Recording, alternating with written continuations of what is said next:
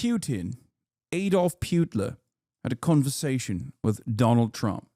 Let's take a look at how that went on. A much trailed phone call between Donald Trump and Vladimir Putin. It seems a number of issues were discussed, but a ceasefire with Ukraine remains to be agreed. The White House says good progress was made, and a Kremlin official even said the world had become a much safer place today. So what exactly was agreed in that 90-minute phone conversation? Well, Vladimir Putin ordered his forces not to attack energy infrastructure as part of a mutual 30-day limited agreement with Ukraine. They also discussed a potential maritime ceasefire in the Black Sea as part of that deal. Russia and Ukraine agreed to engage in a prisoner swap tomorrow, where each side would return 175 people. The Russian President Putin said he would also hand over 23 wounded Ukrainian servicemen as a gesture of goodwill. But the Russian president has a list of conditions, including that the West halts foreign military aid and intelligence information to Ukraine. Donald Trump also supported Vladimir Putin's idea to organize an ice hockey match between Russian and American players. Well, our U.S. correspondent... That's so fun, dude. That is... Donald Trump lives in the universe of movies. He is so perfect for America. He is such a perfect American president. That's incredible. That is incredible. This is movie mindset, dude. Straight up. He's like, yes, we should do boxing afterwards. Bring your best boxer. We'll put him up against one of our best boxers. That's right. James Matthews is at the White House. But first, let's speak to our Moscow correspondent, Ivor Bennett. Good evening, Ivor. So a limited ceasefire when it comes to energy and infrastructure, but really President Putin reaffirming those conditions. Yeah, that's right, Mark. So they have, as you say, agreed some kind of ceasefire, but it's nowhere near the ceasefire that was initially discussed and what was principally the aim of this call. Donald Trump wanted Vladimir Putin to sign up to this immediate 30-day truce along the front lines, which Ukraine accepted this time last week. It's taken them this long to get down to it. But what we've got instead is a much lighter version, a ceasefire whereby Russia and Ukraine have both agreed not to strike one another's energy infrastructure. And we're told by the Kremlin that Vladimir Putin has given the necessary military order for that to happen. And I think that's because Vladimir Putin had a bit of a balancing act with this phone call. He didn't want to upset Donald Trump, of course. He didn't want to incur his wrath because Russia has a lot to gain from better relations with Washington. There is talk in the last month of potentially the US lifting sanctions on Russia, readmitting them to the G7 to make it the G8 again, a reset of relations. That is what Vladimir Putin wants. So he had to give him something. But at the same time, he wanted to emerge from this call with Russia's red lines still intact. He didn't want to give any ground on his maximalist positions. And it seems like he hasn't, because in the Kremlin's communique, there is quite a telling line, which is a bit of a refrain from Moscow. He said that, or the Kremlin said, the Russian president declared his readiness to thoroughly work out possible ways of settlement together with his American partners, which take into account the absolute need to eliminate the root causes of the crisis. Kremlin readout of the call is different than the White House one. The White House one didn't mention end of foreign aid. Quick breakdown of the Kremlin readout of Trump's call with Putin. It doesn't look like Putin is prepared to give any ground on his maximalist positions. Putin stresses that Russia's key condition to stop a conflict from escalating and moving towards a settlement would be a total end of foreign military support and intelligence sharing with Kyiv. Ukraine thinks that any deal like this would leave it vulnerable to future attack. Understandably, they feel this way. There's no indication that Putin has dropped any of his maximalist goals. Any deal must take into account the unconditional necessity to remove the initial reasons for the crisis and Russia's legal security interests. That means effectively ending Ukraine's independence and post-Cold War security architecture in Europe. Putin hasn't agreed to Trump's proposal for a 30-day unconditional ceasefire, which Ukraine has. Instead, he pointed to a series of significant issues about how a ceasefire would be enforced and serious risks about whether Ukraine would adhere to it. Dude, I think I have something to say that I don't think anybody's going to like. I think that America's time as the global hegemonic power is coming to a close, and both our allies and our adversaries are noticing the lack of motion that we have on the global stage and basically saying, what the are you going to do about it? Oh, really? Oh, really? It is kind of Jover. It's kind of Jover, like big time Jover. No more credibility at the global stage. And while we're doing that, while that's happening, we just like our inability to recognize that is making us more angry, more resentful. And Trump's way of getting out of this rut is basically to just attack the remaining allies that we have. Weirdly enough, it just doesn't make any sense. Hey, come on, man. What about all the tech stuff we have? We're 99% ahead in tech. All the world's biggest companies that people use are here. No, first of all, MindDrive, LibDrive, China. One word, China. Secondly, even if we are dominating in the tech field, and we are certainly dominating in certain aspects of tech, like America's still an industry leader in key sectors. That's not wrong. It doesn't matter. It's no longer the singular hegemonic power player. That's simply what I'm talking about. And a big part of why we're no longer the hegemonic power player, even in the field, in like tech or commodities, consumer products, things, services, is also because of a deep focus on short-term profit seeking. Like short-term profit seeking also creates a negative incentive structure where many of these corporations only care about their quarterly earnings reports and how their actions reflect on the stock price in general. And that also is putting America behind global competition coming from China. It is a very interesting predicament. But what I'm talking about here is foreign policy. I'm not even talking about like tech leadership. I'm talking specifically about America and the way that America used to operate. Our allies like Israel and our adversaries like Russia are taking note of the little power that the United States of America has, as long as they have the backing of a very powerful global competitor like China. Even if China itself, with respect to Russia, even if China itself is not an active participant in the same way that like America is with Ukraine, the fact that China is now seen as a global competitor that can still keep you going, no matter what you do, as you are attacking a foreign nation. The fact that China exists out there in the periphery and can say like, look, we're not fully on board with everything that Russia is doing, but like we're kind of on board with it. You know what I mean? We're just going to let them do whatever they want to do, which is kind of the Chinese position at this point, right? If that alone is enough for Russia to be able to resist American dominance, if that alone is enough for Russia to say like, yeah, we're going to get all of our maximalist positions that we won over in the battlefield, that's a terrifying prospect for America enjoyers, I think. But let's get back to this conversation. That is a phrase we've heard a lot in the past week or so, because when Vladimir Putin talks about root causes, in his eyes, that is NATO's eastward expansion. It's essentially Kremlin code for saying that our security concerns need to be met, and for Ukraine never to join NATO. And I think he was probably also talking there about Russia's desire not to have any foreign troops there, any troops from NATO countries acting as peacekeepers. So it seems like Russia's red lines are intact. And the reason why Vladimir Putin is so reluctant to sign up to a straight ceasefire, of course, is because he feels he doesn't have to, whilst they have the military advantage. The longer talk. Yeah, Putin made Trump wait for the call. Classic power move. Putin is meant to be seeking the Trump around now, but he's talking to a room full of oligarchs instead. Instead, if he's going to be late, Putin waves off the question. Asked if he's going to be late, Putin waves off the question and says not to listen to his spokesman. Заявлением Дмитрия Сергеевича Пескова ваш разговор должен до 18 часов состояться.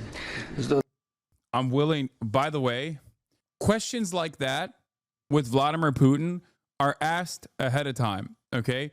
That is a carefully crafted question coming from a spokesman who asked that question not as like a polite conversation or on accident.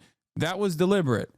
The reason why he had his spokesman ask that question is because of the same reason why he was late to the conversation. Is deliberate.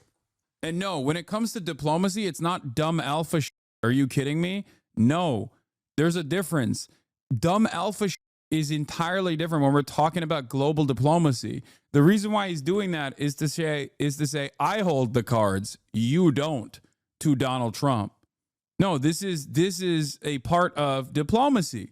He is not just aura farming or clip farming or being like an alpha bro or whatever. He is saying to Donald Trump, you look weak.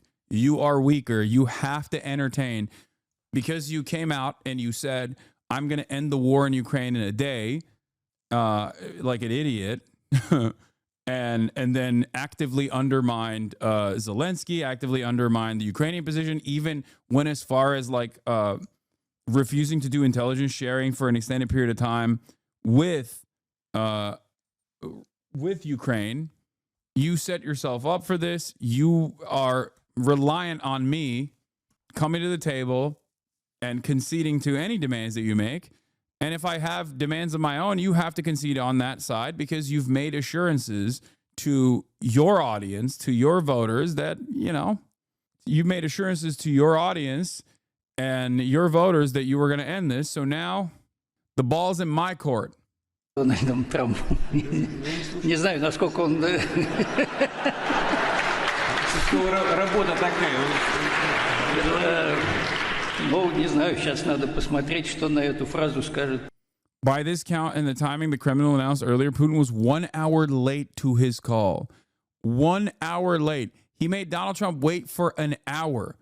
He made America wait for 60 whole minutes, dude. Are you crazy? Yeah. You look at that and you think, oh, that's like alpha behavior or whatever. He's just trying to be like alpha. It's like silly. It's silliness. And in any other circumstance, you're right. In diplomacy, you're not right. Putin, let's continue. Putin did agree to Trump's proposal for a moratorium on strikes on energy infrastructure and a maritime security initiative in the Black Sea.